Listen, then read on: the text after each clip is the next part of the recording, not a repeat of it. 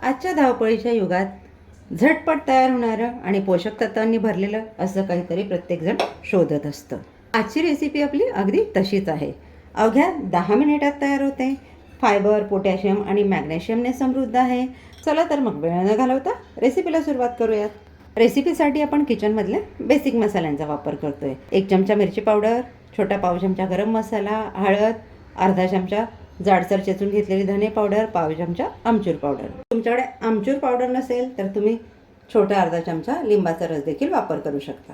गॅसवर मी पॅन गरम करायला ठेवून घेतलेला आहे. त्याला ब्रशने थोडंसं तेल लावून घेते सगळीकडे. त्यामध्ये आपण घालून घेतोय मोड आलेले हिरवे मूग 1 वाटी. तर आपण बनवतोय काय? आज आपण बनवतोय मोड आलेल्या हिरव्या मुगाची चटणी. तीही अगदी झटपट अवघ्या 10 मिनिटात तयार होते. कुठल्याही जास्तीच्या मसाल्यांचा भडीमार नाही. किचनमधील उपलब्ध मोजकेच मसाले आणि चवीला तर इतकी भन्नाट बनते ना. तुम्ही एकदा बनवली की मुलांच्या टिफिनसाठी आठवड्यातनं 2 ते 3 वेळा तुम्ही नक्की बनवा. गॅसची फ्लेम मिडियम ठेवून आपल्याला हलका मुगांचा रंग बदलेपर्यंत भाजून घ्यायची आहे. ही रेसिपी करताना शक्यतो मोड आलेले मूग वापरा. त्याचं कारण हे की मोड आल्यामुळे विटॅमिन सी आणि इतर पोषक तत्वांचं प्रमाण याच्यामध्ये बऱ्यापैकी वाढतं.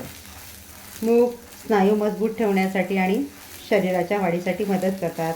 फायबर, पोटॅशियम आणि मॅग्नेशियममुळे हृदयाचं आरोग्य सुधारण्यास मदत होते.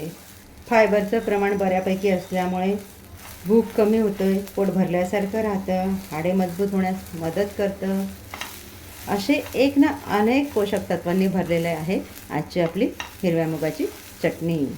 आजची रेसिपी जर तुम्हाला मनापासून आवडली तर एक लाईक नक्की करा. चॅनलला पहिल्यांदाच भेट देत असाल तर सबस्क्राईब करायला विसरू नका.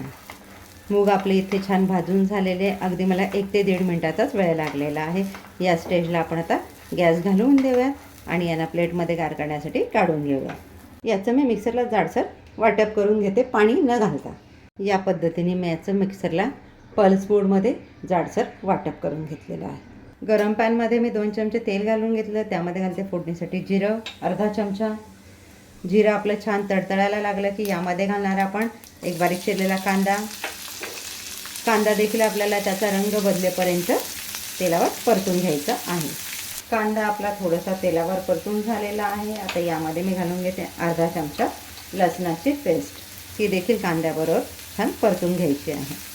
कांदा जाळायचा नाही आहे, हलका त्याचा रंग बदलेल इथपर्यंतच तेलात परतून घ्यायचा आहे. आता यामध्ये जाणार आपले सर्व पावडर मसाले.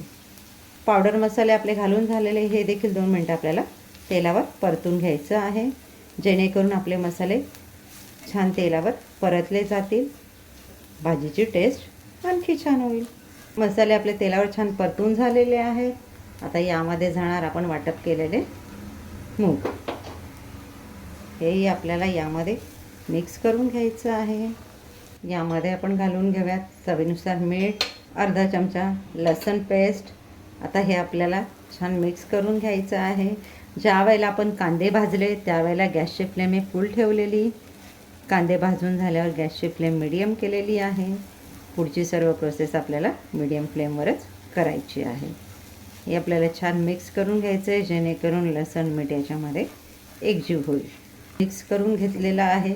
आता यावर झाकण ठेवून आपण 2 ते 3 मिनटं वाफवून घेऊयात. 2 ते 3 मिनटं आपली झालेली आहे. झाकण काढून घेते. हे मिक्स करून घेऊयात. मी मध्ये एकदा मिक्स केलेलं, जेणेकरून आपली चटणी खाली चिकटायला नको.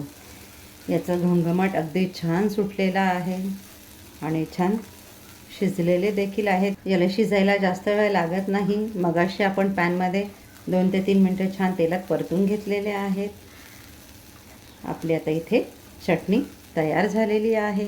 त्यामध्ये आपण घालून घेऊयात थोडीशी कोथिंबीर घालून एकदा मिक्स करूया. तुम्हाला अशा झटपट होणाऱ्या पौष्टिक रेसिपी जर बघायला आवडत असतील, या प्रकारच्या कुठल्या रेसिपीज तुम्हाला बघायच्या असतील तर मला कमेंट्समध्ये यस टाईप करायला विसरू नका. इथे आपली हिरव्या मुगाची चटणी रेडी झालेली आहे. आता आपण गॅस घालवून देऊयात. 2 मिनटं झाकण ठेवून वाफवून घेऊयात आणि घेऊयात सर्व करायला. तयार आहे आपली झटपट आणि पौष्टिक अशी हिरव्या मुगाची चटणी. भाकरी, चपाती कशासोबतही तुम्ही याचा आनंदाने आस्वाद घेऊ शकता. ही खरंच 10 मिनिटात रेडी होते का हे बघण्यासाठी एकदा नक्की ट्राय करा. भेटूयात पुढच्या व्हिडिओमध्ये अशाच एक नवीन रेसिपीसह. तोपर्यंत आनंदी राहा, काळजी घ्या. आसनाच किचनचे व्हिडिओज एन्जॉय करा. थँक्यू.